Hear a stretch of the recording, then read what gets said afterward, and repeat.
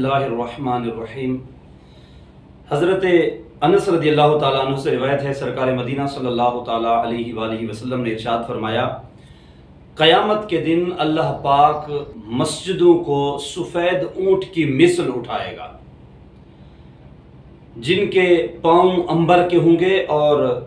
जिनकी गर्दनें ज़ाफ़रान की और सर मुश्क का होगा, जबकि इनकी मुहार यानी नाक की जो रस्सी है ये सब्ज जुमुर्द की होंगी और इन्हें आबाद रखने वाले मुअज्जिनीन यानी अजान देने वाले इनको खींचेंगे और इमाम साहिबान इनको हाँकेंगे। और इन मसाजिद को तामीर करने वालों में, जो मसाजिद के आबाद करने वालों के साथ साथ इनको बनाने वालों में जिनका नाम शामिल होता है, तामीर करने में जो इमदाद करने वाले लोग होते हैं, मैदान क़यामत में ये साथ होंगे और क़यामत के मैदान में चमकने वाली बिजली की तरह, ये जिस तरह एक बिजली चमकती है, फौरन चमकती है और ख़त्म हो जाती है, बिजली के चमकने की सी तरह वो गुजर जाएंगे। अहले क़यामत कहेंगे, मौला ये लोग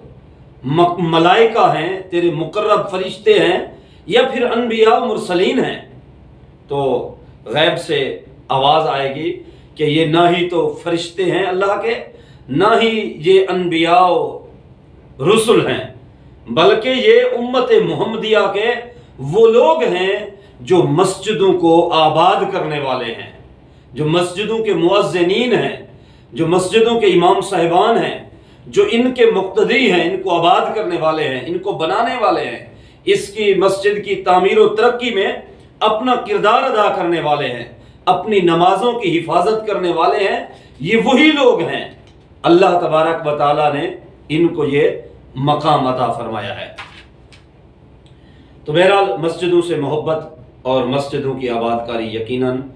ये बंदे के जन्नत में दाखिले का सबब होगी।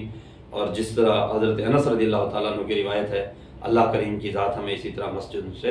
मोहब्बत नसीब करे और हम मस्जिदों के बनाने वाले और उनके आबाद करने वाले और उनके रखवाले बन जाएं। आमीन सुम्मा आमीन।